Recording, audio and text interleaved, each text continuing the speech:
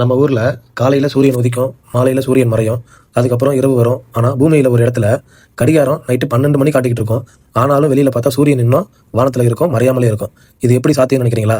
இன்னும் ஆச்சரியமான விஷயங்கள் என்ன அப்படின்னா, அதே இடத்துல இன்னொரு காலகட்டத்துல சூரியனையே பல வாரங்கள் அல்லது பல மாதங்கள் பார்க்க முடியாது. இது ஏதோ சயின்ஸ் ஃபிக்ஷன் கிடையாது. நம்ம பூமியில நடக்கிற ஒரு அசாதாரண இயற்கை நிகழ்வு தான். இந்த இடம் எங்க இருக்கு அப்படின்னா, இந்த அற்புதமான நிகழ்வு பூமியுடைய துருவ பகுதியில தான் நடக்குது. குறிப்பா ஆர்டிக் மற்றும் அண்டார்டிக் பகுதிகளில் வட துருவத்துக்கு அருகில் உள்ள பகுதிகளில் கோடை காலத்தில் சூரியன் நீண்ட நேரம் மறையாமலே இருக்கும். அண்டார்டிகாவோட சில பகுதிகளில் கோடை காலத்தில் சூரிய ஒளி பல மாதங்கள் தொடர்ந்து இருக்க முடியும். இதை தான் மிட் நைட் சன், அதாவது நள்ளிரவு சூரியன் அப்படின்னு சொல்லுவாங்க. அதாவது நேரம் நைட்டு 12 மணி ஆனால் கூட வானத்தில் சூரியன் அப்படியே இருக்கும், மறையாமலே இருக்கும். இது எப்படி நடக்குது அப்படின்னா, இதற்கு முக்கிய காரணம் என்ன அப்படின்னா, நம்ம பூமி நேராக நிற்கல.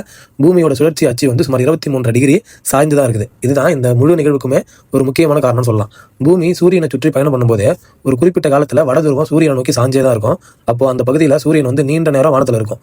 பூமி தொடர்ந்து சூரியனை சுற்றும் போது பூமியோட நிலை மாறும். அப்போ அதே துருவ பகுதி சூரியன் கிட்ட இருந்து விலகி சாயும். இதன் விளைவாக சூரியன் பல நாட்கள், சில இடங்கள்ல பல மாதங்கள் கூட உதிக்காமலே இருக்கும். இதுதான் போலார் நைட்னு சொல்லுவாங்க. நள்ளிரவுல சூரியன், இதை கொஞ்சம் கற்பனை பண்ணி பாருங்களேன்.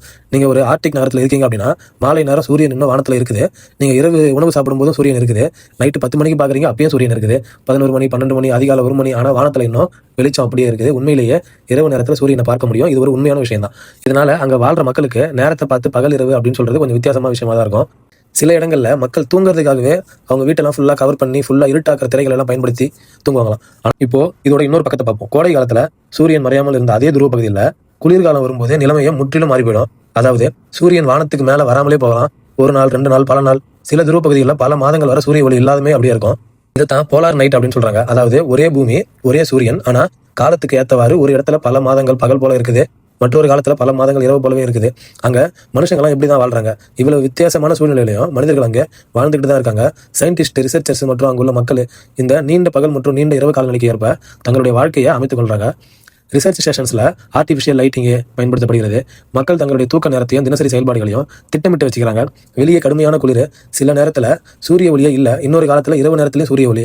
இது மனித வாழ்க்கைக்கும் இயற்கைக்கும் இடையிலான ஒரு அற்புதமான உதாரணமே சொல்லலாம். மிகப்பெரிய ஆச்சரியம், நம்ம வாழ்க்கையில் ஒரு நாள் என்றால் 24 மணி நேரம், காலை, மதியம், மாலை, இரவு, அதுதான் நமக்கு சாதாரண ஒரு விஷயம். ஆனால் பூமியோட துருவ பகுதியில் மட்டும் இயற்கை நம்முடைய இந்த சாதாரண விதிகளையே வேற மாதிரி காட்டுச்சு. அங்கே சில காலங்களில் சூரியன் மறையாத உலகத்தை பார்க்கலாம், மற்றொரு காலத்தில் சூரியன் உதிக்காத உலகத்தையும் பார்க்கலாம். இதுல நமக்கு புரியுற ஒரு விஷயம் என்ன அப்படின்னா, நம்ம பூமி பார்க்கறதுக்கு சாதாரணமா இருந்தாலும் அதுக்குள்ள இன்னும் எவ்வளவோ அற்புதம் மறைஞ்சுதான் இருக்கு. ஒரு இடத்துல நள்ளிரவிலும் சூரியன் இருக்கு, இன்னொரு காலத்துல அதே இடம் பல மாதம் இருட்டில் மூழ்கி போய் கிடக்கு. இது மேஜிக்லாம் கிடையாது, இது நம்ம பூமியோடைய ஒரு அற்புதமான இயற்கை அறிவியல்னு சொல்லலாம். இப்படி நம்ப முடியாத உண்மைகளை தெரிஞ்சுக்க நம்ம சேனலை மறக்காம ஃபாலோ பண்ணிக்கோங்க, சப்ஸ்கிரைப் பண்ணிக்கோங்க. நன்றி, வணக்கம்.